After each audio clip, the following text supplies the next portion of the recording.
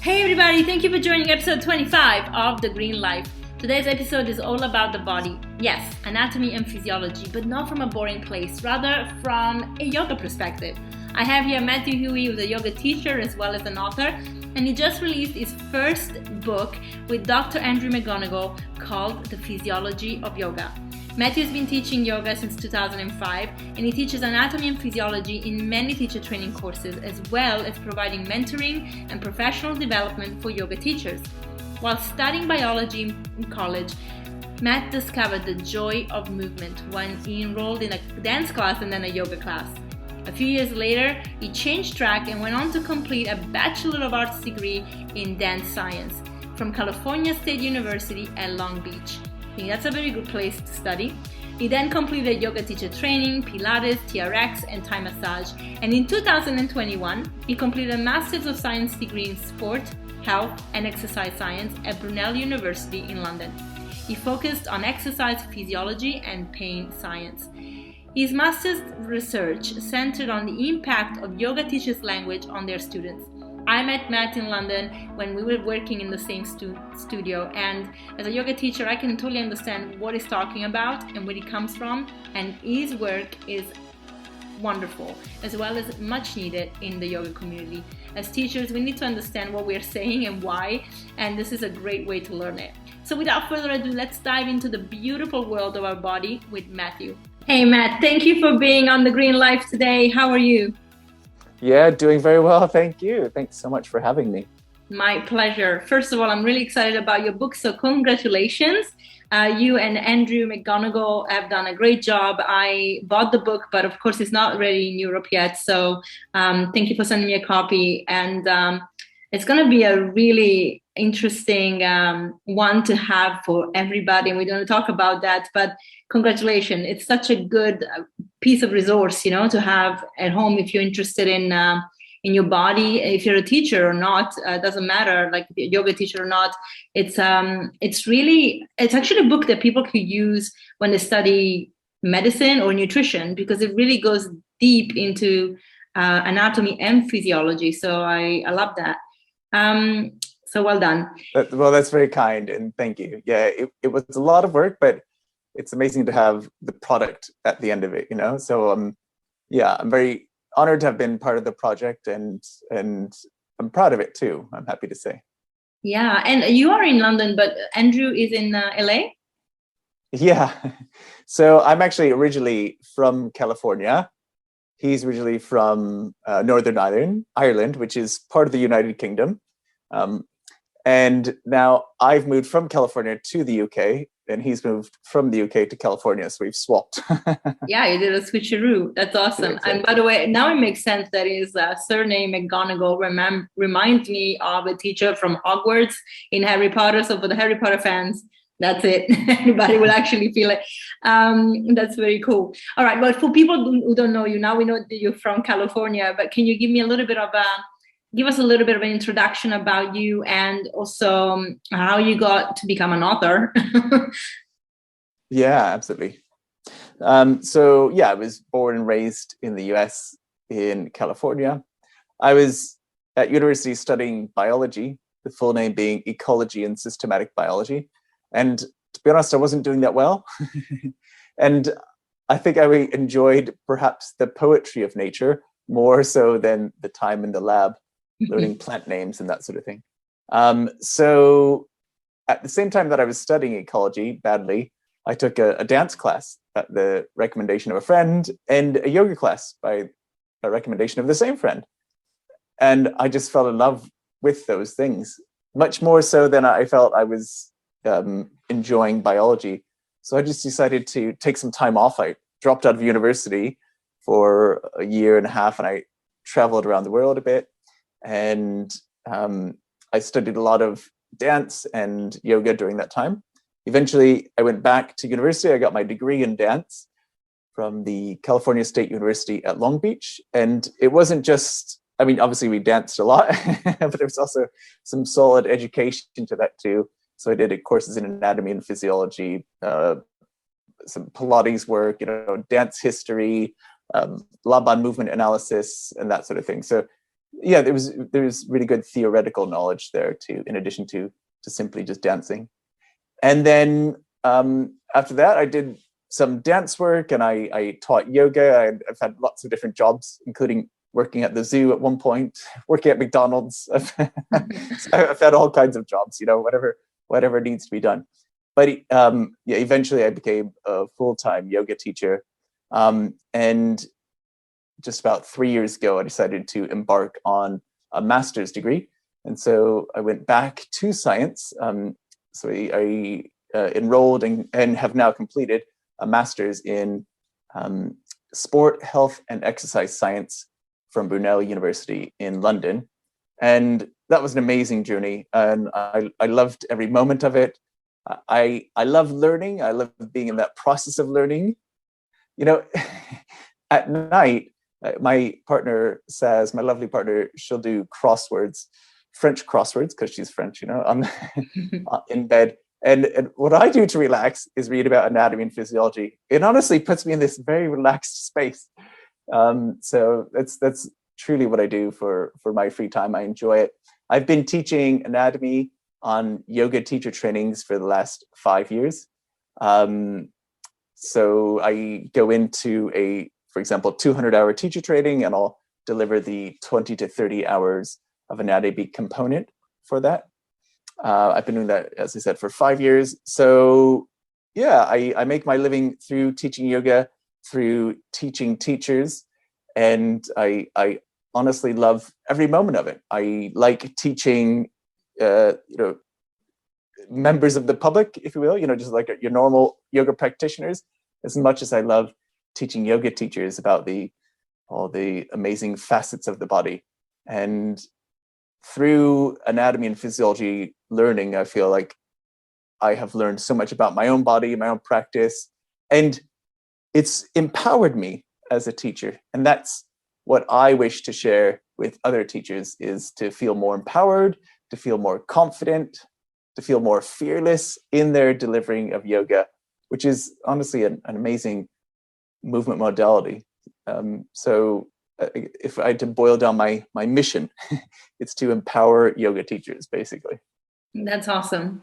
And I had the pleasure of doing class with you, so I surely know that you're a good teacher, and you also know what you're talking about when it comes to the body, which we both agree perhaps that because there are so many cues that are taught when you do teacher training, that are taught almost in a way that is parroting one another. A lot of people don't actually know what they're saying when they're giving cues. And I feel that's such a disadvantage. And I'm putting myself in that category as well, where I learned certain things. And then later, when I actually started studying deeply or deeper anatomy and the body, I was like, this doesn't make sense. When I say this, it doesn't make sense.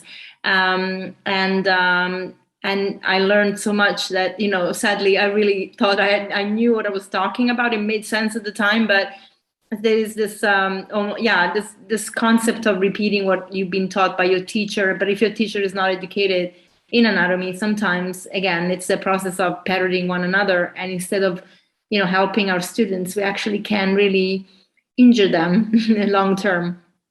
So that becomes a problem. But before, we're going to talk about that a little bit more after, but I'd like you to just tell me a little bit more how the book idea came about. So you were teaching teachers, teaching students, and then how did the book idea come about? Yeah, you're right. I didn't answer that question. So, I was just talking about myself. I love talking about myself. No, I don't really. But so when I started teaching anatomy, I reached out to a fellow anatomy teacher who also delivers programs on YTTs, yoga teacher trainings. And that's Andrew McGonigle. So I reached out to him about 4 or 5 years ago. I said, we both teach anatomy. Should we meet up? Talk shop. And he's been incredible the whole time. He's such a great guy. I remember at that first lunch, which I invited him to, he insisted on paying. He gave me his manual, his anatomy manual. He said, yeah, have a look at it. Feel free to use parts of it as you like. He's been so generous. Absolutely. So he's been a great friend, a great colleague.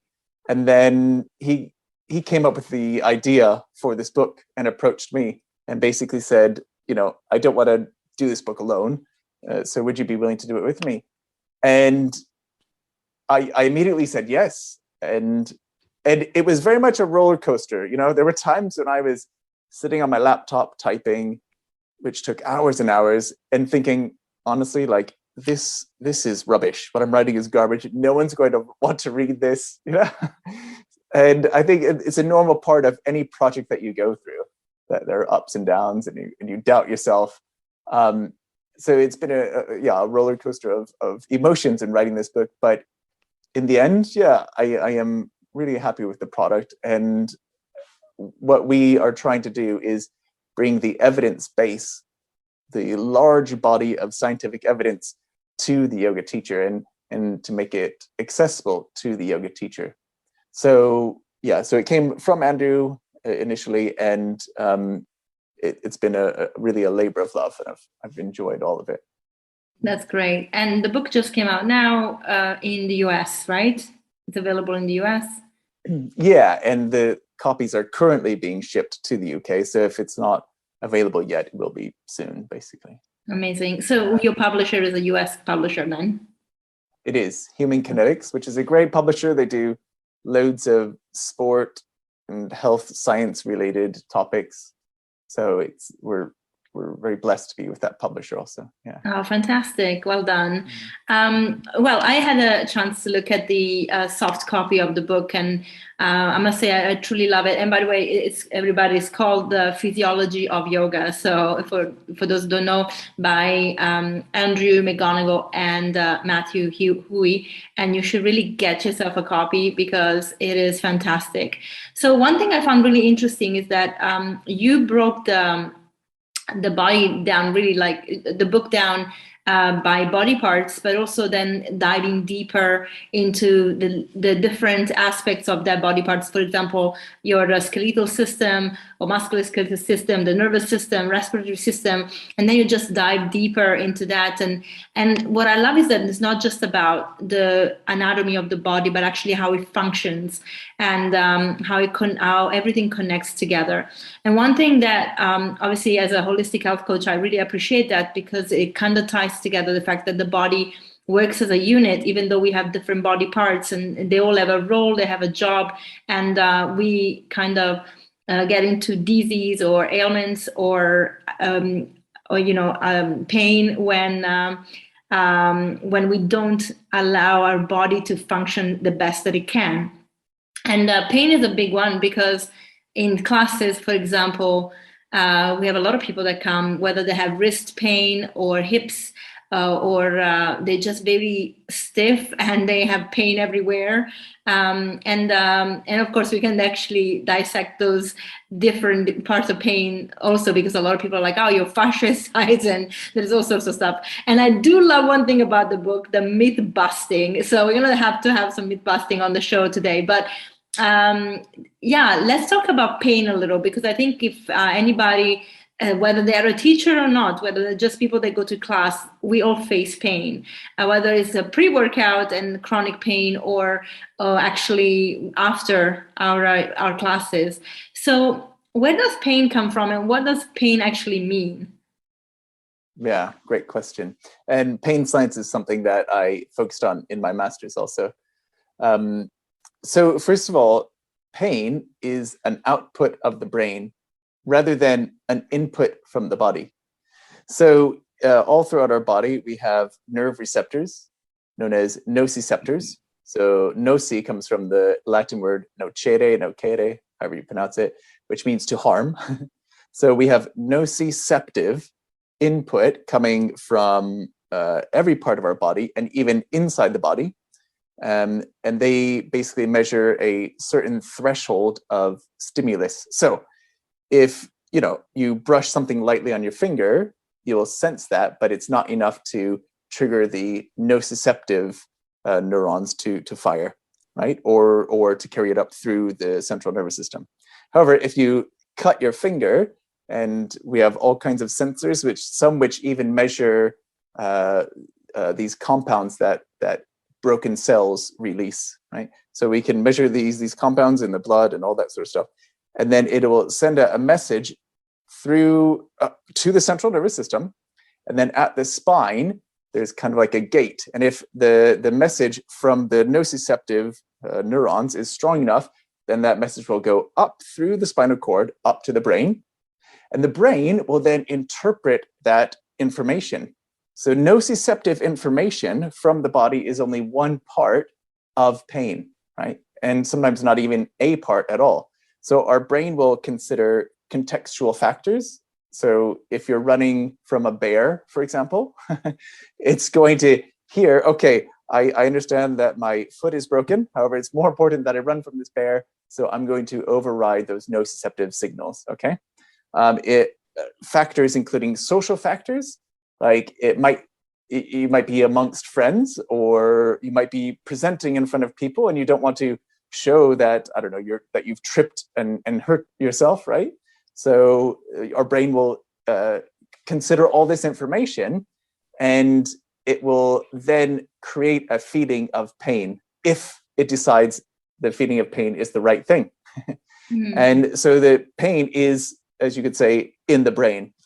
And it will then send messages back down, so the descending pathway of pain, down through the central nervous system. And it'll do a couple of different things. It will slow down the nociceptive signals, say, okay, I can't listen to those right now, or it can amplify them.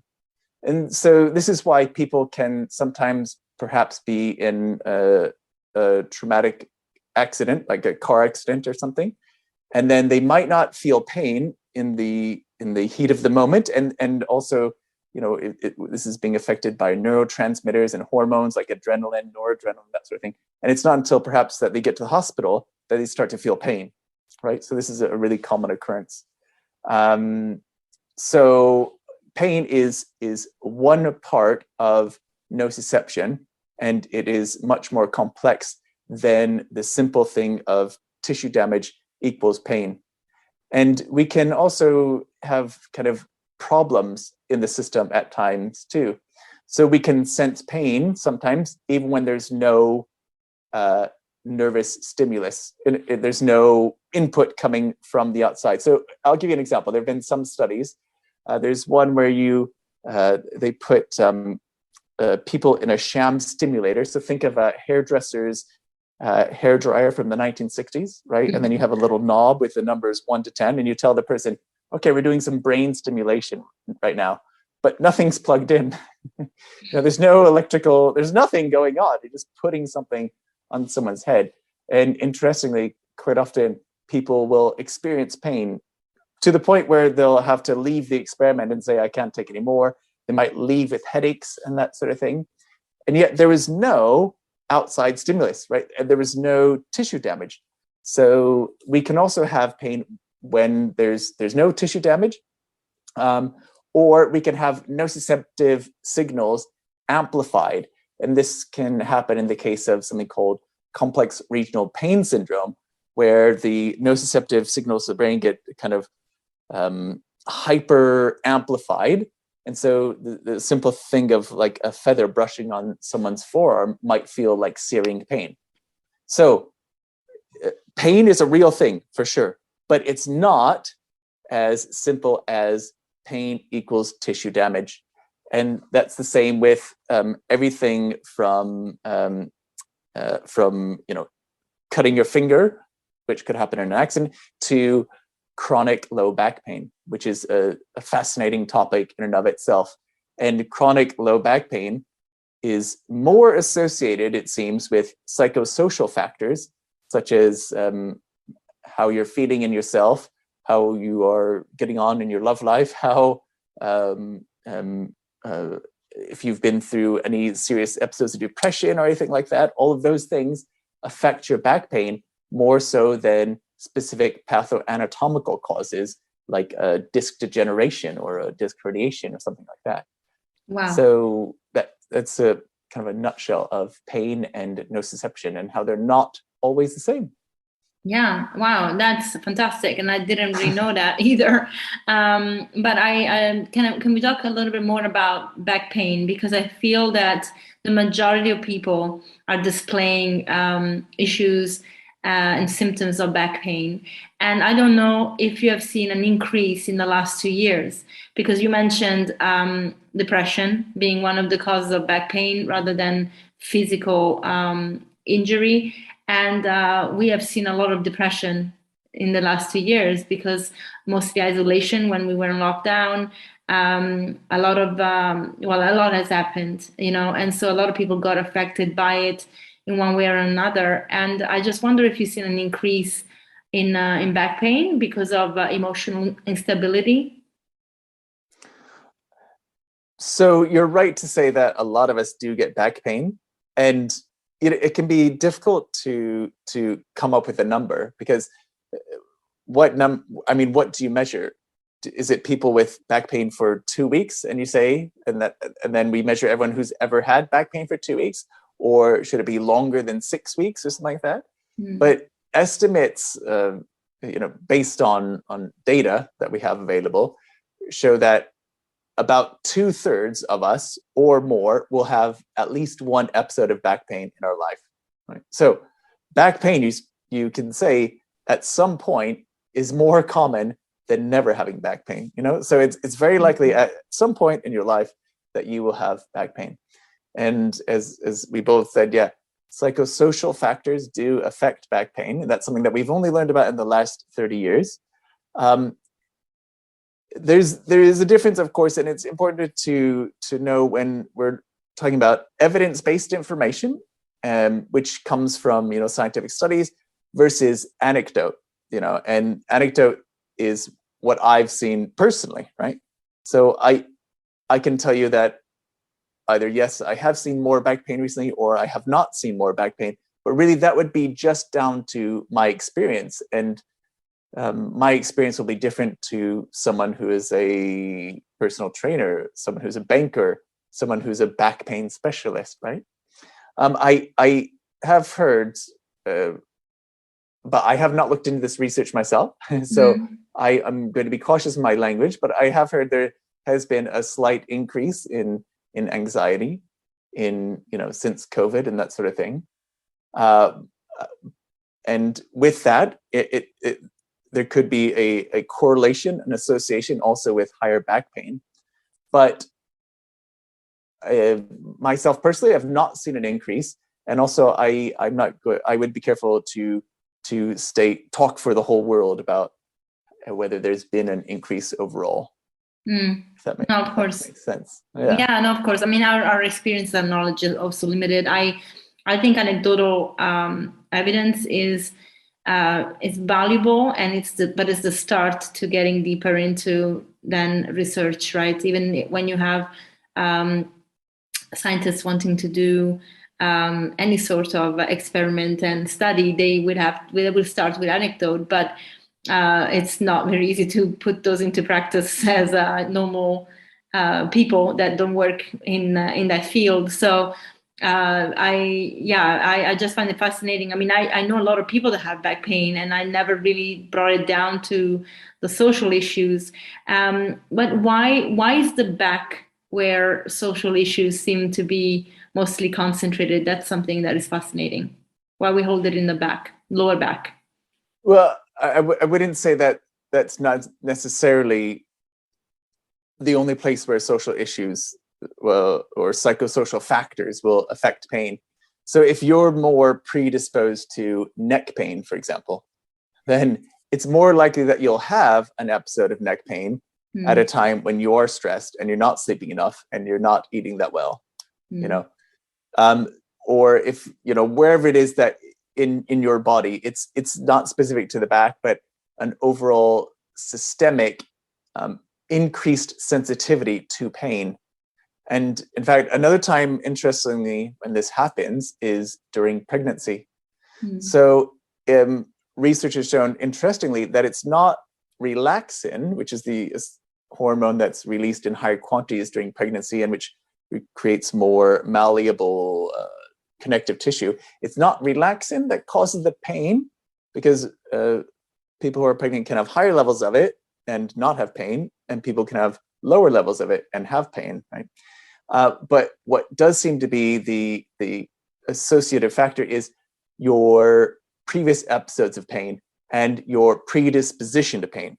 Mm-hmm. So at certain times in your life of high stress or of certain physiological events, you are more likely to feel pain wherever that might be. You know, that could be your lower back, that could be your hip, it could be your elbow, your neck. And pain is, as I was saying before, a complex, multifactorial phenomenon, which is affected by a lot of things. So does that answer the question, hopefully? Yeah, it does. Yeah, of course it does. So yeah, I was asking that question from the side, from say the angle of Chinese medicine. You know, we have different body parts that hold different feelings, and so the manifestation of an ailment or pain could be a reflection of something deeper. Now, we talked about psychosomatic factors that can affect the back, and you know, the lower back, in a way it's like our center, the back of our center, right? Our trunk. And if we are not feeling centered, we're not feeling strong, we're not feeling grounded, sometimes our center is not going to be supporting the weight of the rest of the body in a way, the upper body. And it can, the pain can go there, and that could be not just a physical aspect, but also metaphysical, where we are psychologically maybe not feeling stable, so we don't have that center, the stability. So you know, I was connected to that kind of aspect. But then again, even in Chinese medicine, even in Ayurveda, in any other science, you have different body parts that can feel pain, and then it's maybe related to different issues. So just interesting how the body really works and how we manifest whatever we're feeling into these somatic responses. So one of the things actually that I would love to connect to talking about pain is the fascia. So you actually have a very good chapter about fascia in the book, and now this is like the buzzword of the yoga world. But not only, I'm studying holistic nutrition at the moment at EHI, and I have an amazing lecturer, and we talk about the fascia a lot. And we obviously talk about the fascia in relations to inflammation, and to nutrients deficiency, and so the tightness that can come from those kind of aspects. But in the yoga world, of course, fascia is used a lot when we talk about stretches, and especially in things like yin yoga, as being connected to the fascia. And I know what is in the chapter because I read it, but I would love you to talk about it. And especially for people that are teachers or go to class, to actually get an understanding of A, what the fascia is, and B, what it does, and what it doesn't, and what it isn't, because I think people are getting a little bit confused. But it is an important part of our body, even though we don't, in a way, you would never go to a doctor and the doctor would be like, yeah, there's inflammation in your fascia. But it is, however, holding, in a way, wrapping around organs and muscles. So it is something that is there and we should really pay attention to, but it's a little bit abstract in a way at the same time. So so if you can get into that would be great. Yeah, absolutely. So I think it'd be good for us to define it, which can be a tricky endeavor in itself, because even the Fascia Research Council sometimes change their definition of fascia, and there's not necessarily one widely accepted definition. But usually when we're talking about fascia, we're talking about connective tissue, which, as you said, goes all throughout the body. It has a very high collagen content, which is a type of protein, and you can find it from the top of your head all the way down to your toe. And so it's going to be basically holding, investing, and penetrating all organs, all tissues. So if we look specifically at muscle, so you will have the muscle itself, okay? And if we took a cross section of the muscle, so we cut the muscle in half and we looked at it, on the outer layer, there would be a layer of fascia, right? And then the muscle itself is organized into bundles, so muscle bundles. And each of those muscle bundles, also called fascicles, will be covered by fascia. They're called fascicles because they're covered by fascia. And then you can even go down smaller than that, down to the individual muscle cell or the muscle fiber. And again, that's covered by another layer of fascia. And as you say, it can sound a bit mysterious, but it is very much dissectable. You can see it. Though it might be translucent. It can take on lots of different colors. It might be a bit web-like. It's often described as having a web-like nature. Certain types of fascia are meant to be really strong and tight and hold things together. Other interfaces of fascia are meant to glide along each other. And even then, the fascia that covers all of the belly of the muscle and the fascicles then becomes the tendon of the muscle. So basically you have this fascia, this covering of the sausage, as Tom Myers describes it sometimes. And that covering then turns into the end of the sausage, which then goes on to the next sausage or whatever. But that covering then becomes the tendon, and that tendon is then continuous with the periosteum, which is the outer layer of fascia around all bones, right? So you could very much look anywhere in the body and find fascia, and it is dissectable. In fact, the Fascia Research Council, one of the words that they use to describe it is as dissectable, right? So it's not just this mysterious thing that you can't see. No, you can very much dissect it. And it's interesting because previously, even during, Andrew, he trained as a medical doctor, but some decades ago. So even during his time when he was training as a medical doctor, the fascia was basically stripped away from the cadavers and basically just thrown into buckets. Oh, no. And so some decades ago, we just thought of fascia as this inert, inactive placeholder, like it just held stuff together. And it certainly does hold stuff together, but then we are learning more about it through research that actually it holds more nerve receptors than the muscle fibers themselves, right? So fascia is sometimes described as the sensing organ for the body. So it can sense when it's being pulled tightly. It can sense perhaps when it's being compressed if it has the right nerve receptors called baroreceptors. And basically it can also contract to a very small amount, the research of Robert Schleip has found. So not anything like muscles, but it can contract to a very small amount, maybe 1% of what a muscle can contract to. So we're learning more about it every day, right? And it's interesting because it's something that we thought previously as not important, and now we're realizing actually it is important. However, I think, and this is where research is falling short, we're not sure how to apply this knowledge clinically. When I say clinically, I mean both in terms of medicine, but even in terms of rehabilitation, yoga, movement. So I think it's really interesting to learn about, but we're not really sure what's going on with the fascia when we're doing yoga, right? We know that we become more flexible, but that's probably more a function of the central nervous system than it is the fascia.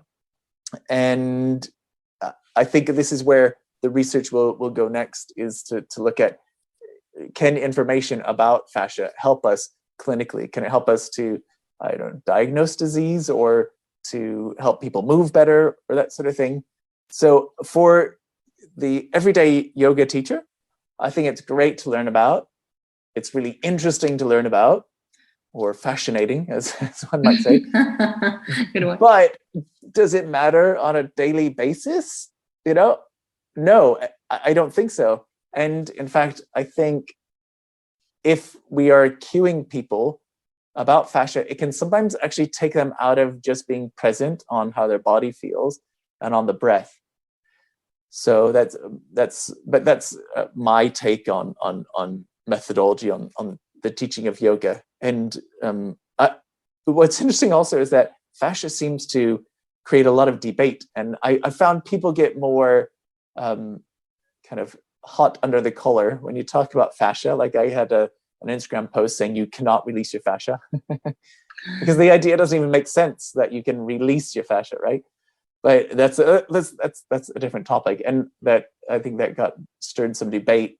Andrew and I also wrote a blog article about fascia, which created some debate also. And yet, if I talked about tendons, which are also part of the fascial system, there wouldn't be such debate. So it seems to be like a very buzzword, but I'm not sure, honestly, that it deserves as much sort of relegation and importance as we're giving it, maybe. But I like talking about it. I like learning about it. I like discussing it with others and learning from other people's opinions. One of the reasons that yin yoga is described as affecting the fascia more than, say, more yang forms of yoga or more active dynamic forms is just that you're holding the pose for longer. So, and this is where we're speculating. We do know that fascia, like most tissues of the body, is viscoelastic, meaning that it can deform, it can change shape, but then it can also go back to its original shape. So we know that it's viscoelastic, and that it has this property known as creep. It moves, it deforms with time, right? So the idea is that yin yoga might induce more creep in the body. It sounds very weird, doesn't it? But basically, yin might deform the fascia more than more active forms of yoga. And there's some sound reasoning to that, but at the moment, that's speculation. So in my opinion is, if you like yin yoga, do yin yoga. If you like active yoga, do active yoga. If you like lifting weights, go lift weights. And actually, probably all three of those are a really good combination, right? That's what I like to do personally: lift weights, do active yoga, and then do some nice restorative yin yoga. And if I can give one more analogy, I was thinking about this the other day. I was preparing. I had a big day. I had something lined up, and I thought, you know what, I'm going to wear my best pair of underwear today. And I was thinking, maybe fascia, or better said, maybe yoga is like putting on your best pair of underwear, right? Now, if I put on my best pair of underwear, no one's going to know, but I'm just going to feel a little bit better. I'm going to have like maybe a slightly higher release of serotonin, that happy chemical, maybe endorphins, maybe that sort of thing. And I'm just going to feel a little bit more confident, maybe, right? But nobody is going to be arguing about the physiological properties of how better underwear affects your fascia or affects your other physiological or anatomical parts of the body, right? We just know, okay, it's going to make me feel a little bit better. And maybe yoga is a bit like that, or you could say exercise in general. Like it has this obviously physical effect, and it has these mental, psychological effects in the same way that like putting on a good pair of underwear does, if that makes sense. It does. I mean, I really don't think about underwear much, but I can see why it would. It's like people that put really sexy underwear and then like feel really confident. Yeah, I totally get it. Yeah. And it is true that if you're looking for things, like if I say, all right, start looking for red cars, you're going to start looking for red cars. And people start to do that when they're thinking about buying a red car. And they start saying, wow, there are red cars everywhere. Or when you get pregnant, well, there are pregnant people all over the place, or prams. And you start noticing the prams, the baby push chairs that people are carrying, whatever, you notice what you want to notice. And this is sometimes described as the law of attraction, right? And there is something very much to be said that about, like, if I feel like I'm going to be good at business, and then I go out and I live my life thinking I'm going to be good at business, yeah, I'm more likely to be good at business. The same way that research has shown that when you give people sales targets, they're much more likely to sell more, right? So this is basically, we have the reality that we expect to have within reason. How does that sit with you? It sits right. So I'm going to think about the fascia in a way and feel good about it. I mean, you know, I never really think about the fascia too much. I'm like, it's there. I know it's there. I study it and it's great. And I love it. And it's part of a beautiful system. Exactly. But I never really dissected it that much, and I'm like, oh, I wonder what I'm doing to my fascia today while I'm stretching. So you know, it's interesting that people get heated about it. But you said something interesting about that. You said that it contains a lot of neuron receptors. So how does fascia relate to pain? Well, that's a good question, and that's, I think, on the cutting edge of research. So in our book, we have a section on back pain, and also on fascia. It's not a whole chapter devoted to fascia. So it's the musculoskeletal system with a good section on fascia. And, you know, there's been some research, I think one study where they found that people with low back pain had slightly stiffer fascia in their low back, right? So, but that's just one study, you know, and that's just showing a correlation, right? Maybe their fascia is stiffer because of the back pain, rather than the fascia causing the back pain, right? Or maybe like other correlations that we see, like divorce rates and margarine consumption. There's an interesting correlation between those two. I don't know if you've ever heard that correlation, but we sometimes get these associations which aren't necessarily causal associations. It's not one causing the other. So the topic of how does fascia relate to pain is not really well understood to my knowledge, from my reading about the scientific literature.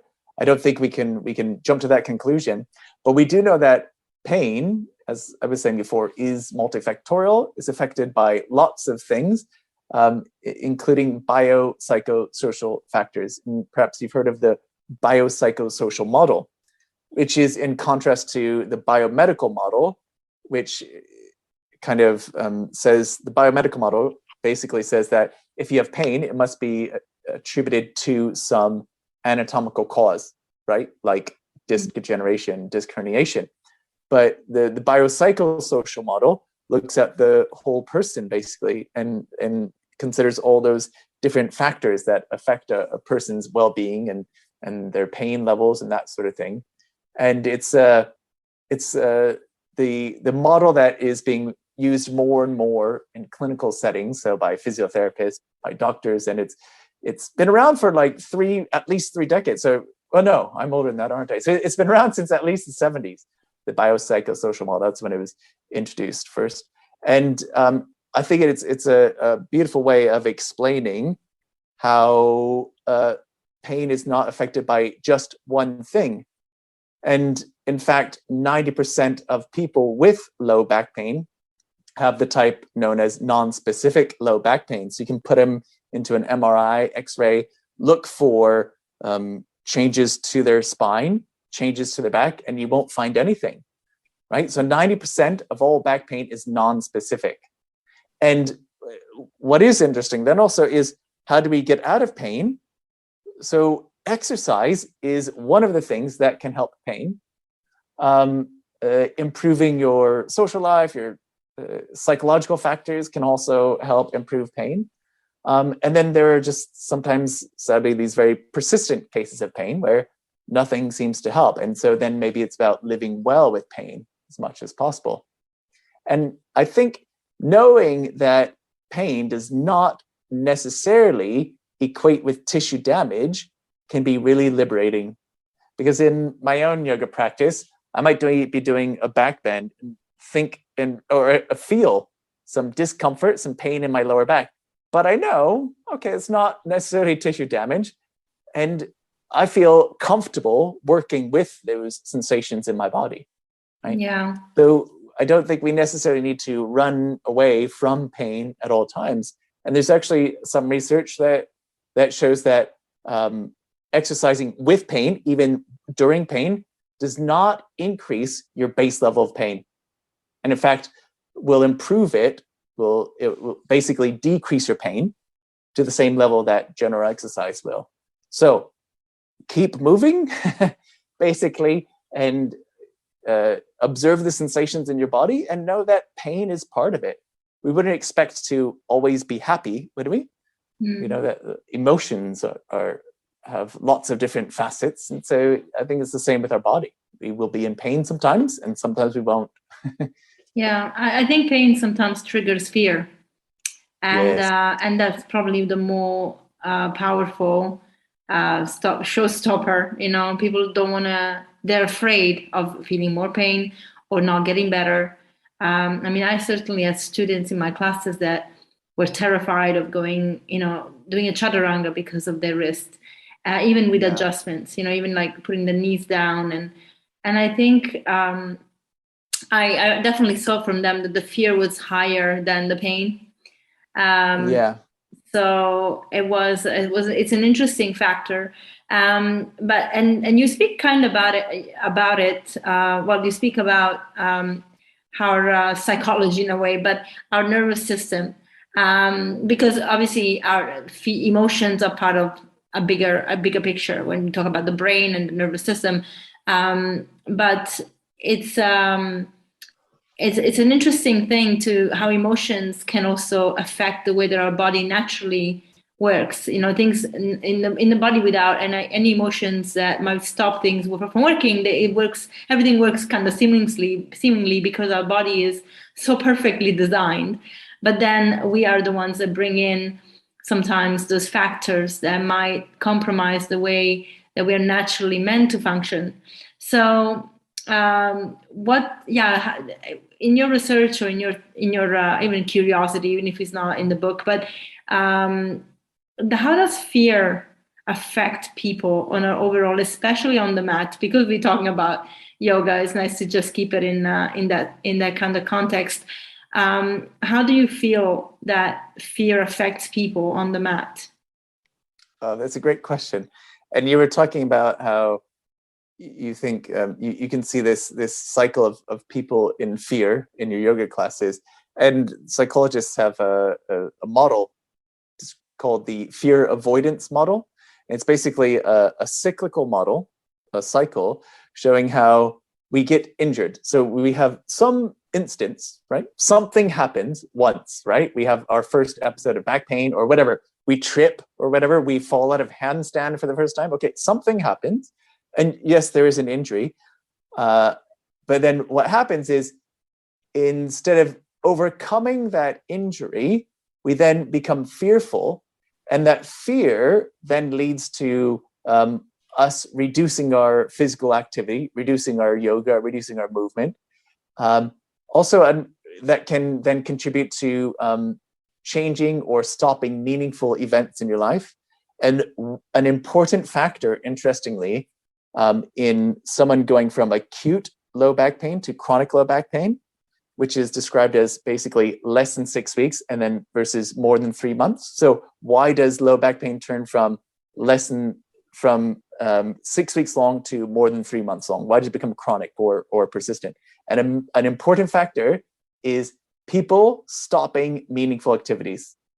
For example, maybe you are a rower, you stop rowing, or you stop mountain climbing, or you stop picking up your children or your grandchildren, maybe even stop driving, or you stop flying and you're an avid traveler or whatever. So this is a really important factor that can fairly accurately predict short-term pain becoming long-term pain. So that is the fear avoidance model, right? And then it can just lead to this persistent pain, this cycle of being fearful and then not getting back to physical activity and meaningful activities, and then your pain continues. And we need some kind of intervention to get out of that cycle. That intervention can be some psychological intervention, like cognitive behavioral therapy, and saying, okay, so you have this fear of whatever. Is that rational? That's kind of quite often how CBT works. Or it could be an intervention like yoga, right? In yoga, we do things that are scary. We do things that are awkward, uncomfortable all the time. Revolved side angle pose with a bind, that is not comfortable. Nobody wants to do that with their free time. No one would watch television in that pose. And headstand, handstand, I sometimes describe them as fearasana. Part of the challenge of handstand is having that fear and working with it, like feel the fear and do it anyway. I think there's a book in the 80s called that or something. Yeah. Feel the fear and do it anyway. So this can be an intervention. So in our yoga practice, we have lots of little opportunities to learn about ourselves, to explore our body, to experience fear. And I see that a lot in something like Bakasana or crane pose. And I can see the person is keeping their feet on the floor, and I'm saying, you just need to go a few millimeters further forward, and then you'll be balancing on your hands, right? Because they always need to shift forward. They need to get their center of mass over their point of support, which is going to be their hands. They need to shift forward, but they stop themselves. They say, oh no, I'm scared to, or whatever, Yeah. Or they start to lift their feet and they immediately push into their hands and come back down to the floor, so they're not balancing. So our yoga practice gives us lots of opportunities to explore fear and to perhaps overcome it. And I think it can have the effect of getting us perhaps out of that fear avoidance cycle. Do you think that what you were saying, that I just saw this image, like, people that perhaps want to really get into yoga or are into yoga, but they're not experimenting so much with more challenging poses. Do you think that fear could also come from feeling inapt by, things like social media? Because now we have obviously a platform where you have some people that are incredibly skilled and probably did gymnastics as children, or are incredibly strong, were dancers for many years, and they do things that they seem to do it so easily. And for the rest of us, it's like, oh my gosh, if I did that, like, I'd definitely crash and burn. So that could create, do you think that can create also a little bit of fear of, hurting yourself, but also not being good enough? Well, it certainly could, maybe, with someone who's, I don't know, already anxious, already fearful. And I do see this in my classes where someone is a little bit more on the fearful side, and I propose the option of an inversion, which is always how I do it. I never say, you have to do it, obviously. It's their class, I'm just the guide. So I propose the option, and there are people who instantly shut down and say, no, I'm not going to do that. Inversions are not for me. I'll hurt myself. I'll break my neck, whatever. As for like social media and Instagram, I don't know. I personally love, and I get very inspired by seeing images of people doing incredible things. From, I don't know, people doing one-armed pull-ups, to people doing amazing poses, to, I've seen this recently, like doing a handstand on a yoga wheel. Wow. So you could roll in any direction, and there's even this great, I guess you could say, movement artist, Stephanie Millinger. So she does a handstand on a wheel, which is then on a bar. Wow. I mean, it's like mind-boggling. But I love seeing that. I very much get inspired by that. And does that instill fear in someone else? Perhaps so. I would say if so, then don't follow that person on Instagram. And we do all have the tendency, I would agree with you, of perhaps consuming things on social media that are not great for us, that are not healthy or healthful for us. And I do this too. I see teachers who are younger than I am with less experience, but doing better than I am by my own definition of better, by my own definition of success, and that can perhaps create feelings of jealousy in me or something. And then, I'll leave social media not feeling great about myself. And I'm thinking, well, hang on a second. Like I am the one who went on social media and I follow those people. I'm allowing myself to get into this loop. So, one of the best things you can do is just unfollow the people who don't make you feel more uplifted. And then also, I think we can turn feelings of being inadequate by seeing someone do something better than us. We can turn that into inspiration, right? In the same way that in the yoga classroom, and I'll say this, like if you see someone doing something amazing around you, like a handstand, which is really beautiful, and coming into scorpion handstand, rather than getting jealous of that person, let's applaud them and say, well, it's beautiful what the human body can do, and take inspiration from that, right? And let's not assume that person is showing off. Like I have a very flexible body, especially my hips. I can do inversions fairly well. Sometimes I feel like I hold myself back in a group class because I don't want to be seen as showing off, right? So, and that's a shame. And so I should just let myself be myself and let people think whatever they want to think, right? And also, if we're observing that person doing this incredible hand balance or whatever, we shouldn't assume that they are doing it from ego, but their body can do it and it feels good to do it and have fun doing it. Yeah, definitely. Do you think images from social media can create fear in people though? I think sometimes they can, but it depends on the person's state of mind. And it's not, it can be any context. It doesn't have to be yoga. Obviously, we're talking about the mat, and that's why I picked that as an example. But, and because I've seen it, as you said, people doing bakasana and try not to fall on their face, and you're not going to fall on your face. And they don't believe you, even if it's like literally they will not fall on their face. And but they also might fall on their face. I mean, you know what? I have seen people in class fall on their face. And I say you might, but you know what? I've seen them too. But the way people fall generally from it is that they slide with the knee down. So but they might hit the face, but like the knee comes down first, so you're fine. But there's that image of like car crash, that can be quite terrifying.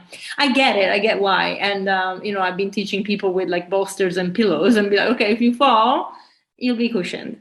And that's a great way of doing it, because you're honoring their fear, which is a really important aspect of helping someone overcome fear. You can't say, oh, your fear is unfounded. Just jump into the deep end of the pool. Get over your fear of water. No, you need to honor the fact that they do have that fear, and then meet them at that level. You start with just looking at a pool, right? If we're looking at the example of someone being fearful of water, right? And then you put a toe in. All right, you're okay putting a toe in. How about next time we put a foot in, right? You don't push them into the deep end. So I think you're absolutely right in giving them the props, the cushions, and also giving them that encouragement to say, we tend to think the worst thing, that we're going to fall flat on our face. And it is true that I have seen a couple of people fall forward, but they always turn their head to the side. I've never seen someone just bash right into their nose completely carelessly. Our body has amazing mechanisms for protecting itself. I think when people do fall forward, they usually fall onto their shoulder or something like that. And it is still possible that you could fall onto the side of your face or their shoulder, but that's okay too. And there's nothing wrong with falling. And though I can balance in a handstand generally now, I've fallen out of it so many times. I've fallen out of headstand so many times, and falling is part of the process. And actually, if we can help people to fall well, that can be an important thing. That's what I'll do in an inversion workshop, is to practice. Okay, let's actually purposely fall out of a headstand. And then they realize, oh, that's not bad. Well, then I can just go do headstand, because the worst thing is that I'll just roll forward. Yeah, exactly. Knowing how to fall is the first thing to learn. I agree. Yeah. And that takes a lot of the fear away, because that it's not going to be so bad. Yeah. Yeah. So, but so that's why I think social media can create that. But I also, as you said, like sometimes we just see things that don't make us feel good about ourselves. But then at the end, it is also a mindset at that point in time, and then just trying to use it as inspiration rather than a setback. It's really a powerful thing to do. And I guess the nurturing thing that you can find on a yoga mat or any practice, I want to say any sport, is that you're opening your mind to possibilities. And the whole point of actually moving your body is that you are getting out of any stagnation, and that could also mean emotional, where we get into this negative loop of negativity where we just a limitation where we're like, oh, I can't, and instead we're moving our body. It's like, oh wow, today I was a little bit better at doing a lunge and picking up 2 kilos weight instead of 1 kilo weight, and it's possible to progress from there. But sometimes our fear can stop us from even beginning, and that's probably the thing that is the most deterrent parts of our psychology, that then will have a lot of effect on our physiology. So that is where I just think that those things can, we need to be careful with them. But then again, it's all about how we use our perception and how we actually snap out of it, not in a horrible way, but like in a practical way, in a proactive way. Like, okay, I'm not gonna let this get me down. And I think we saw this in the last 2 years. Again, like people that were so fearful of everything that was going on that just stopped living. And now they might find it hard. Like I had neighbors in London that I really like, and I used to, I actually never expressed my views with them, and we're not on social media, so they didn't know whether or not I was afraid of it or I was, emotional, like anxiously waiting for the solution to come. I never picked that conversation with them, but I checked in on them, and all I got back is like, everything is so terrible. People are starting to go out now, but I don't think we're ready. And I'm like, oh my gosh, it's so sad, because what have you done for 2 years? Like being afraid of living, breathing air. And that is really that's probably the scariest thing for me, is seeing people being so afraid of life than not living, whether that is doing yoga or going on a hike or traveling or anything, or even now hugging people. So it's that's really sad. But so I think fear is very powerful, which is why I brought it up, and I think it relates a lot to pain, and it relates to a lot of everything that you wrote in the book. You can bring fear into it and see how it will disrupt the way that our body's supposed to work. It's an amazing, it has an amazing effect on us as humans. So it's obviously protective as well. I mean, we don't want to be reckless. Geez, like we have to know, okay, I'm going to be careful. If you're not fearful of anything at all, if you don't actually have a bit of fear that gives you a moment to be rational, then you can kill yourself, sure. But but I think we need to make sure that it doesn't become our driver, that we drive it. Otherwise, we just stop doing everything. And that actually takes me to the next question, and a very good chapter that you wrote about, which is the endocrine system. But so I work a lot with women, so hormones come up all the time. And I like your input on how you think that our yoga practice can positively affect hormones. And there are, aside from female hormones, but things even like insulin, which people forget is a hormone, but a lot of people, like older men and women, tend to now start having insulin resistance.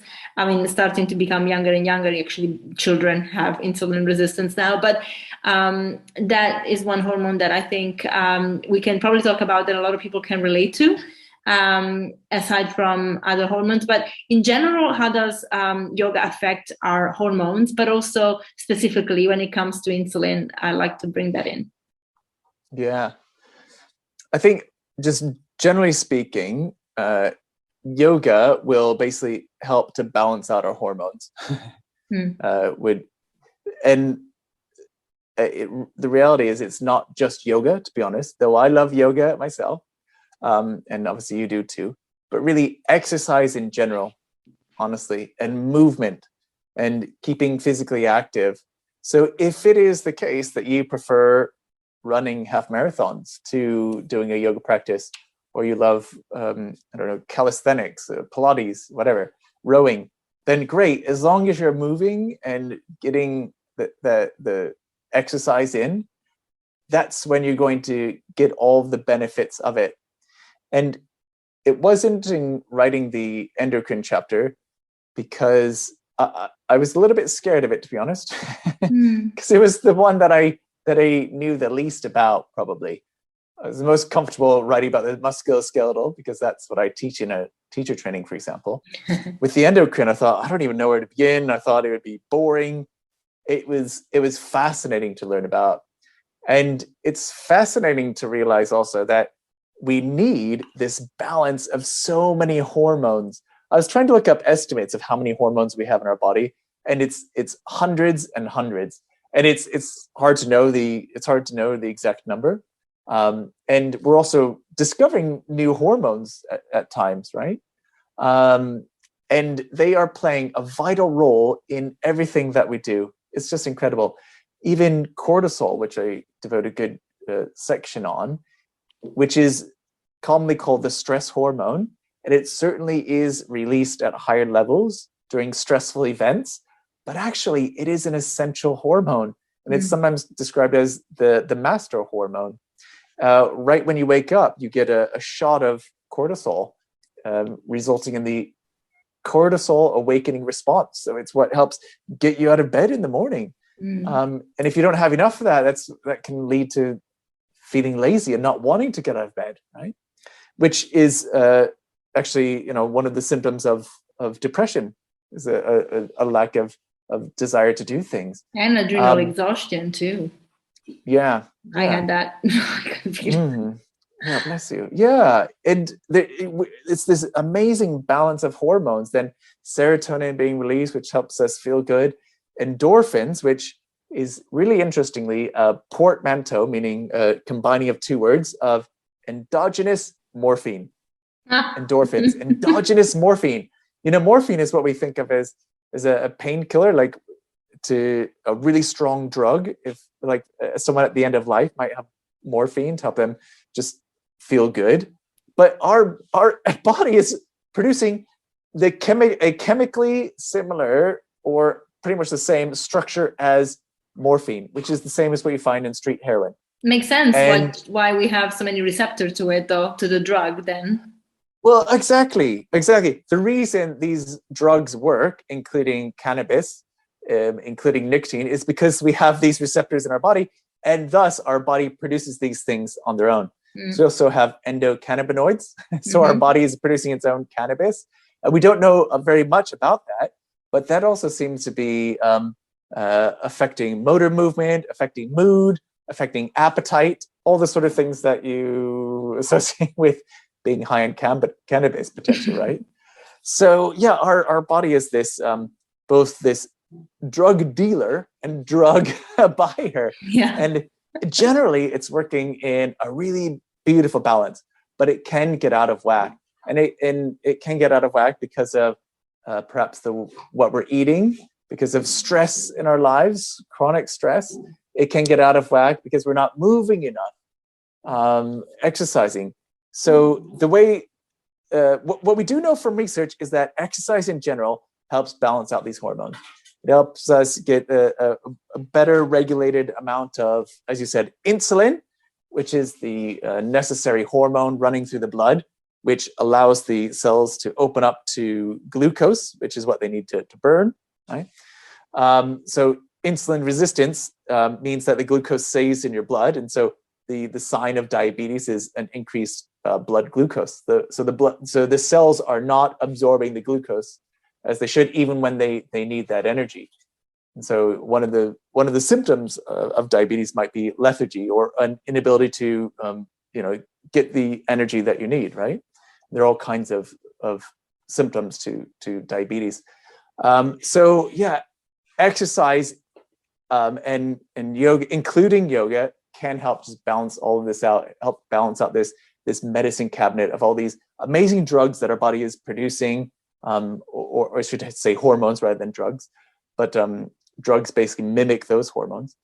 And but as yoga teachers, or just as parents or friends, encouraging other people to move.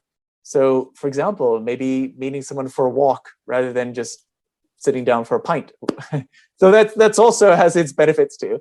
But encouraging others to engage in physical activity is such a valuable thing that we can do. Yeah, totally. Yeah. That makes a lot of sense. I mean, and to be honest, if we wanted to talk about hormones in details, this conversation would be hours long too, because they're very complex. Okay, let's we're almost out of time. So I'd love to talk to you about your favorite busters in the book. Okay, so 3 of them. What's your top 3? Go. Okay. Twists help detoxify the liver, or not just help, but detoxify the liver. Okay. Twists detoxify the liver. And basically, no, they don't. Sorry, guys. Is the short answer. Is the summarized Cliff's Notes version. So detoxification very much happens, and it very much happens in the liver. It's happening 24 hours a day, every second. Even while you're sleeping, your liver is detoxifying blood. So it's receiving blood. It binds to certain compounds that it finds, toxins, pollutants, and that sort of thing. And it extracts them from the blood, and then it filters the blood, sends the blood off on its way, a little bit better off, right? And it's doing this all the time, okay? When you are twisting, you are not getting to the point that you're wringing out the liver. It's not like you're wringing out a dish rag or a sponge or something like that, right? What's going to stop you well before that is going to be your spine, your fascia, other structures of the body, that sort of thing. So you're not wringing out your liver, okay? So twists do not detoxify the liver. However, exercise in general, including movement and yoga, are known to help improve our detoxification processes. So they're known to make us a little bit more efficient at removing toxins. And so, like, if you prefer running as your favorite form of exercise, great, you're going to get that benefit of slightly improved detoxification. But at the same time, your body is doing what it needs to do. It is detoxifying itself. And if it weren't, you would know. Yeah. You would know, because you would have very serious symptoms like major fatigue, lethargy. Your skin would change color. And at the most extreme level, if your body is really not detoxifying, you would die, because pollutants and toxins would just build up in the body. Yeah. So if you're having some of those symptoms, then definitely get it checked out and make sure you're getting all of those necessary ingredients for good health, including sleep, good movement, exercise, good nutrition. But the idea that like a twist alone is going to detoxify the liver, that's a myth. Brilliant. Next. Although, let me just finish by saying, maybe things will prove differently in the future. And it's important to hold our strong beliefs lightly, right? So I'm just presenting what we know about the evidence, evidence, physiology, physiological reasoning, and that sort of thing. But you know what? We don't know everything for sure. There's a lot we don't know about the body. And so maybe to add some nuance to this, maybe it is contributing in a way that we don't yet know. But for now, it doesn't make a lot of sense. And the rationale, it's not. It's not there. But I must say, I do feel like a good twist stimulates my colon. So in the morning, it's great if I exercise and I twist. I go to the toilet in a wonderful way, and I do attribute to the twists. I don't know. I mean, I'm regular anyway. Thank God for now, because I suffered so badly with IBS that I'm grateful. But I feel that twisting helps me kind of, get ready for releasing, as one should in the morning. But okay, yeah, and I can totally understand that. Do you think back bends would have the same effect, especially like Dhanurasana when you're on your tummy? Probably. Maybe, right? Yeah. Potentially, because and I do understand there is our organs are certainly affected by mechanical stress, mechanical stimuli. I think especially bowel movements, which is it's not just a cellular process, it's actually a mechanical process, obviously, of moving fecal matter, right? Yeah. Whereas the liver, that's a cellular process. It's not a mechanical process. It's different. So it makes sense that, like even you can massage your tummy, and that's done in like Thai yoga massage, which I did a course on. And yeah, of course that is going to help you go to the toilet more, because you're actually mechanically moving things along. Yeah. Mechanically moving that fecal material. Yeah, that does make sense. Yeah. Yeah. Brilliant. Okay. The second one, your favorite second. Okay. Okay. Shoulder stand stimulates the thyroid gland. Okay, go. Right? Okay. Well, what does stimulate mean? I mean, that's the first problem. Stimulate. What does it mean? Like what do so if you can say this stimulates a muscle in that an electrical stimulus is going to a muscle and creating a contraction of that muscle, right? So that stimulation in that way makes sense. But what are you referring to? When I say you, I don't mean you, Chantal. I mean like I know what you mean. The people who say that. What are you referring to as stimulation? Are you saying more blood flow? Or are you saying some electrical stimulus going to the thyroid? Or are you saying that thyroid releases more thyroid hormones, right? So first of all, what does stimulate mean? And the thyroid gland has lots of blood flowing to it. It's already very richly supplied with blood. And the thyroid gland is part of a system where it has to first receive a message from the brain telling it to release thyroid hormones, which is a hormone itself. So TRH, thyroid releasing hormone, that first has to go down to the thyroid. And then there's thyroid stimulating hormone, TSH, and I forget which order it goes in. It says in the book, so if you read that.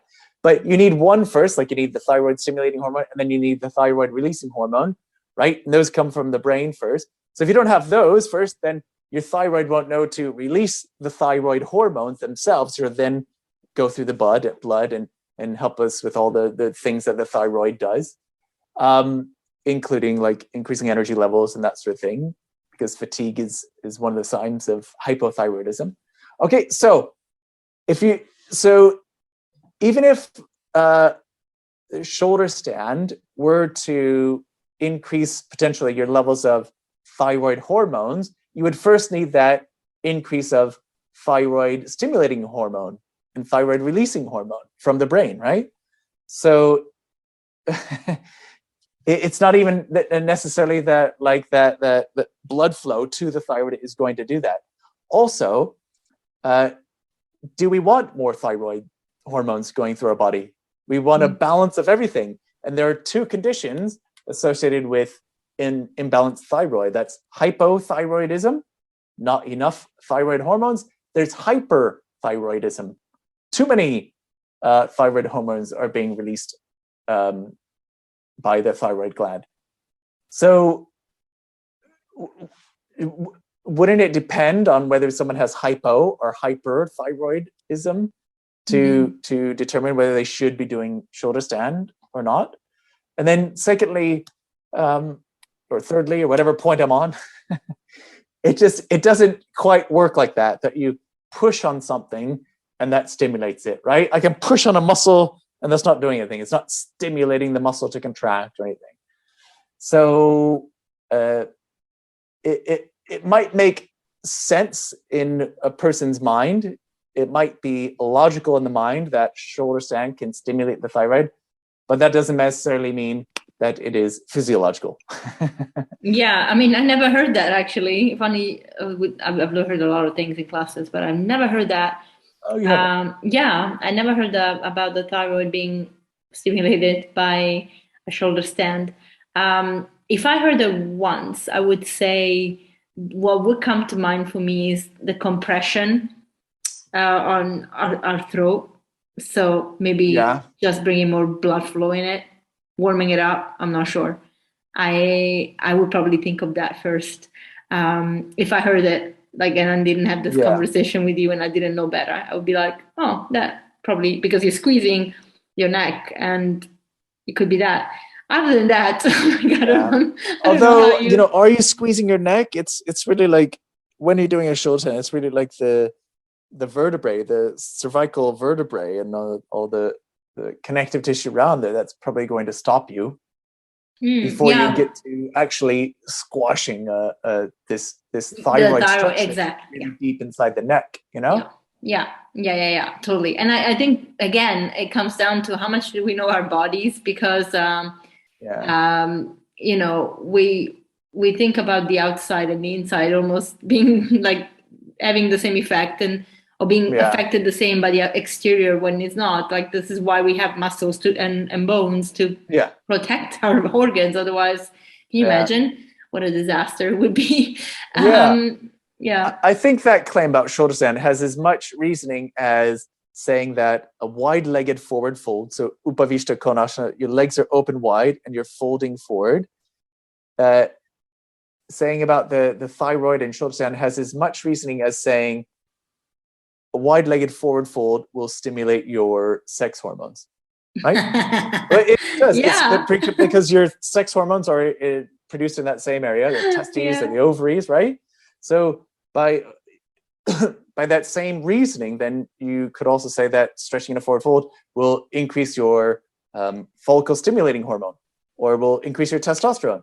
And yet I don't think we'll jump to that because we think, oh, of course not, but actually that's pretty much the same reasoning, right?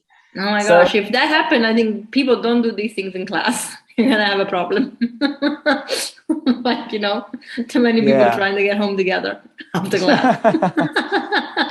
So, all right. So I think it's like you said about a parrot cue at the beginning. It's something that we've heard.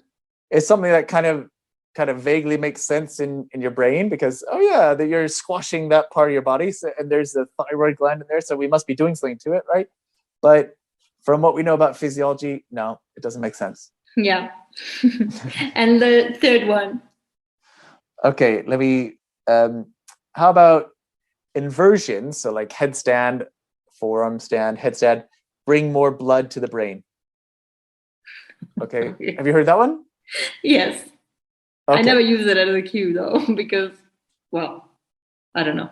I just never thought it was necessary. Yeah. Okay. So when you are upside down, your heart is definitely above your head. Mm-hmm. Okay. And that can affect blood pressure. And in fact, we do see, and this has been measured scientifically, we do see an increase of blood pressure to the head. Mm-hmm. So people's, like their faces can get red.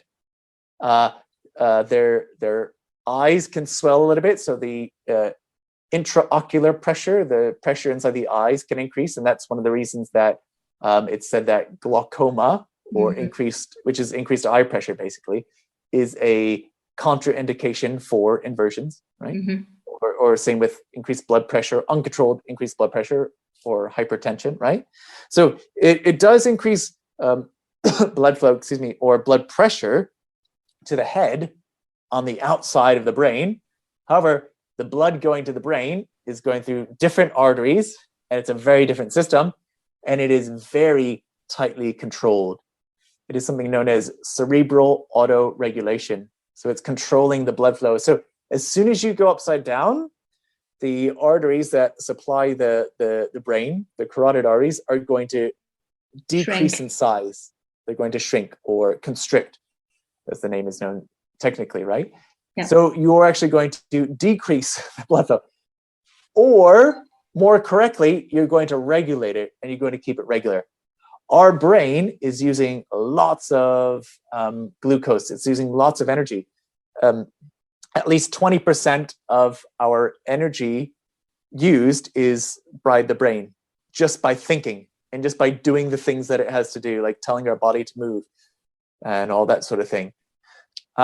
So we need a really tightly controlled level of glucose and oxygen and all the nutrients going to the brain. We need that really tightly controlled, and it is really well controlled. There are some people where they don't auto-regulate as well, and these people might feel dizzy, particularly when they come out of an inversion, right? So they bring their head up, which can also happen in camel pose, Ustrasana, because your head is below the heart, so you're getting, so that the blood vessels will constrict, they'll get smaller, right? And then you come up, and so you can have a decreased blood flow to the brain when you come up out of that. But then guess what? Your heart pumps faster, your blood vessels to the brain will dilate or increase in size, and they'll regulate that blood flow to the brain. So our body is doing a really good job of regulating blood flow to the brain, and inversions won't increase blood flow, and you wouldn't even want to increase blood flow. You know, there are conditions like vascular dementia, which is decreased blood flow to the brain. So that's dementia that comes as a result of long-term decreased blood flow to the brain. And we know that exercise in general, challenging yourself physically, keeping physically active, can help prevent Alzheimer's and dementia, right? So, you know, all the more reason to keep exercising, keep moving, get your required 150 minutes of vigorous, 150 minutes of moderate intensity exercise, 75 minutes of vigorous exercise per week, plus 2 days of strength training. And that can include yoga, the 2 days of strength training. Those are the national guidelines for, the international guidelines by the World Health Organization, by the UK government, the US government, and most governments have adopted these guidelines. So yeah, we should all be keeping physically active, but sadly only 1 in 5 people do meet these guidelines. And by not meeting those guidelines, you are dramatically increasing your risk of, like I said, dementia. You're increasing your risk of cardiovascular disease or heart disease, increasing your risk of cancer, increasing your risk of depression, actually also. And then whereas the benefits of keeping physically active and moving and challenging your body are better sleep, better cognition or thinking, and then decreased chronic diseases of all those things that I mentioned before. So it is an amazing gift that we have to share with others to be physically active and keep at it. Try to get off the sofa a little bit more and go for a walk, go for a run, do some pull-ups, go to yoga, do whatever interests you. The best exercise is the one that gets done. Yeah. But the benefits of exercise are immense. And I think we need to do our best to share this message of moving and challenging ourselves, because we do definitely have a more sedentary culture, a less active culture than we did 50 years ago, than we did 100 years ago, So it is a problem that is then contributing to all kinds of health problems, as I'm sure you know. So, in fact, Dan Buettner, who writes for works with National Geographic, and he wrote about the blue zones. One, aside from diet, I have very high plant-based diet, lots of legumes and vegetables. One of the things that was very clear, that people that live longer to up to 100 move every day in some kind of shape or form, and they don't even go to the gym. I mean, we're talking, old generation, they don't go lifting weights and stuff, but they move every day, whether it's functional movement by doing gardening or walking or being shepherds or anything at all. They just move. And we don't do that, especially in cities. We don't do that as much. I must say positive thing about London was that you kind of want to walk everywhere because the traffic is horrible. Why would you drive? But if you don't, if you are that kind of person that goes from your flat to the underground to the office and back home, then that reduces the walking a lot. And that can be such a shame because movement is so important, especially if you then have a job that restricts you to your desk. And although now they're becoming much better with standing desks, so even treadmill desks like Dr. Greger, it's it's not everybody that has that, and so we still have that very big sitting culture that stops our body from being in the position that they were designed to be to begin with, because sitting long term is not really something natural for our body, which possibly takes us back to the first conversation about back pain and why it is one of the biggest thing that we see in people, lower back pain, partly because our posture is not correct. We sitting long hours per day, and that's not really how we're designed to be. We're weakening our pelvic floor. Our abs are basically non-existent because you're like slumping on your chair. So, yeah, no, I don't. So just to talk about that language a little bit. So interestingly, posture is not a predictor of back pain, right? So people can have all variety of postures. Yeah, people can have all variety of postures, and sitting is not a cause of back pain. But it's just that we don't do enough of the physical activity, right? So you can sit 8 hours a day as long as you're getting up and moving frequently and then getting your recommended weekly dose of exercise. Then sitting doesn't have to be a bad thing. It's not like smoking, which is very much going to increase your risk of lung cancer. It's not like sitting causes that. It's that if you're sitting, especially for long periods of time, then you're not doing something else.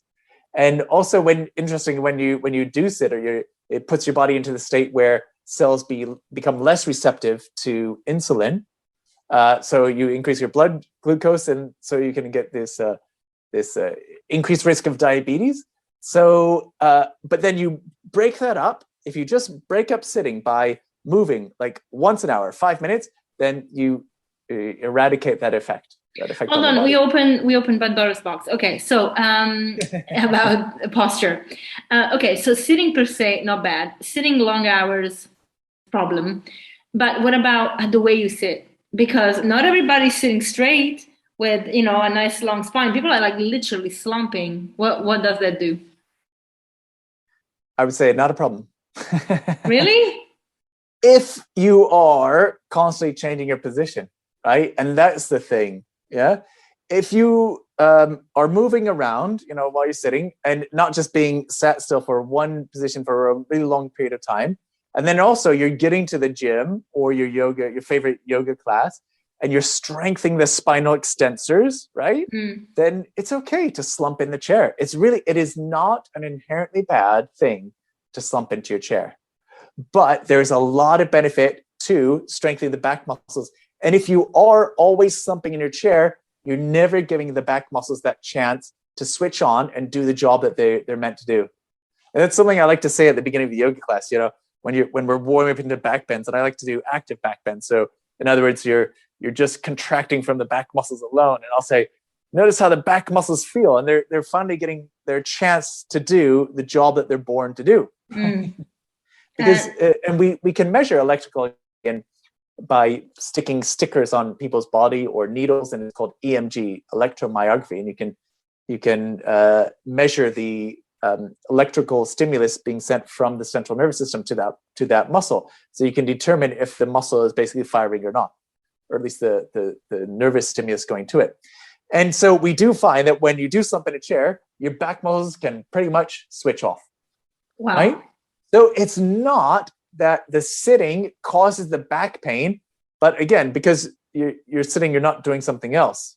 But if you are doing that something else, so in other words, you are going to the gym and you're strengthening yourself and you're feeling really good in your body and you're getting your cardiovascular exercise and your balance requirements and all that stuff, but then you do still spend 8 hours in a chair, that's okay. And it's okay if you slump too. I slumped a lot when I was writing my book and my dissertation. So when does posture come in then? Yeah, well, that's a good question, And posture is affected by a lot of things, including our emotional state, right? Like if you're feeling depressed, you're going to round your shoulders and be a little bit more slumped forward. If you're happy, you can't help but sit tall, right? So posture is affected by emotional factors like that. It's affected by structures in the body. Like I have a little bit of scoliosis in my spine, so I'm going to always be slightly tilted to one side. Some people might have increased kyphosis, but the interesting thing, people with increased kyphosis or scoliosis, the research shows that they don't necessarily have more back pain than other people, right? And this is only something that I've learned in the last year or so. And I used to teach on my anatomy teacher trainings, like how we need to teach people to stand taller, to not have hyperkyphosis. But actually, it's not correlated. It's not a predictor of back pain. So this is a very nuanced conversation. And I'm saying do strengthen your back muscles. Do strengthen your core muscles. Do try to improve your posture because it feels good when you stand up tall, right? At the same time, don't be afraid of slumping in the chair at the end of the day if you're tired, and that's not going to kill you. It's all about balance, isn't it? Yeah. And if you're only slumping, then yeah, you need to get yourself to the gym and work out. If you are always only working out, you need to go chill out and slump in a yin yoga class or slump on the sofa probably. Yeah, I mean yoga. Yeah, in a yoga class you hardly slump really. Well, yin yoga. Well, it's still quite active. I don't know. It's it's relaxing, but you don't just. I don't know. I actually never thought about it. I don't think you just slump. You open up, but you still active. But still active, present. So I guess it depends on the type of yin that you're teaching, but the way Bernie Clark teaches yin yoga, and he's kind of credited as one of the founders of yin yoga, along with others like Paul Grilly and other names that I don't even remember. But they will teach, if you read like the Complete Guide to Yin Yoga by Bernie Clark, is that you should not activate muscles. So when you're doing seated forward fold, which we call Paschimottanasana, but in the yin world they'll call caterpillar. And they give it a different name because they want you to realize you're not meant to engage the back muscles like you would in Paschimottanasana. You are meant to slump forward. So the point is to actually not engage muscles. And again, there can be different styles of yin, okay, yeah. Right? But the point is to not engage muscles, at least in the Bernie Clark lineage, shall we say, and really let yourself actually slump into it. That is cool. I have done the wrong yin, clearly. Well, then but then they'll say that you're adding an element of yin, of yang, of engaging muscles, of firing muscles, right? Which is valid, and you can do that too, but we can do it either way, right? Okay, slumping is good. Check. Beautiful. Well, see, I wouldn't even go that far. Sometimes. I would say slumping is okay as long as you are staying healthy and you're doing all those things that we were talking about earlier, from good nutrition to good sleep, and most importantly, especially as a movement professional myself, moving a lot. And that's what I'm focused on: exercising, moving, strengthening your body. Not totally. I mean, I'm joking, but to me, frankly, relaxing is totally fine. But to me, when I said, I come from the world of banking, where I had to be seated long hours, between 8 and 12 sometimes. And I never felt natural to me. But now that I live in nature and I do gardening and I play with the dogs and I just move my body all the time, it's so much more. It just feels like we were designed to move and not to stay still. So stillness is like, it's that reward when you've done so much that you need a break and you need to rest and you want to just enjoy doing nothing.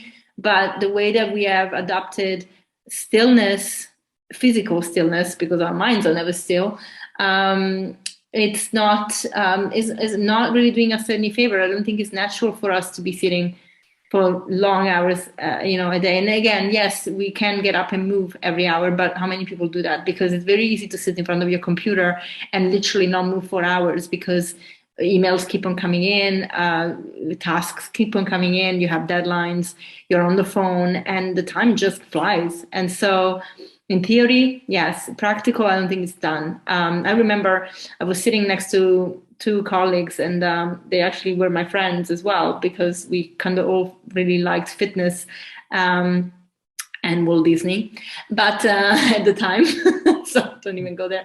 But I remember we talked about, one of them came in, it's like, okay, we are going to get up every hour, I'm going to stretch. Cool. So every hour we got up and we just stretched, and we did it as like the three of us as a group, and that, felt good and made sense. But of course, it lasted a month, and then we kind of slacked a little bit, like, slacked a little. Oh, we forgot to do it yesterday. Let's do it today. Yeah. Or we forgot to do it eight times. We only did it twice. Again, it's all about really habit. And also, we were the only three, and everybody was looking at us like we were weird in the office. So, yeah. But it was fun, and this really makes me think back. And this is why from what I read and also what I see on myself, because I'm a very big ambassador for reading things and learning them, but then experiencing them. There's a saying that makes a lot of sense. Like, you read something, you don't remember. No, I tell you something, you won't remember. I explain it to you, you'll understand. And then you experience it and you'll totally get it.